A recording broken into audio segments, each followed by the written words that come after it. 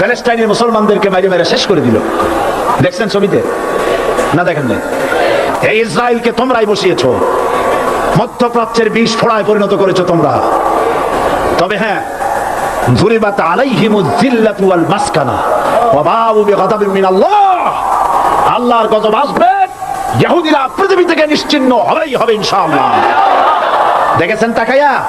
প্যালেস্টাইনে ইসরায়েলিরা helicopter, gunship, কামান, বোমা নিক্ষেপ করছে, আর প্যালেস্টাইনের শিশু, কিশোর, যুবকেরা ইহুদিদের নিক্ষিপ্ত বোমা আর কামানের মোকাবেলা করতেছে পাথর দিয়ে।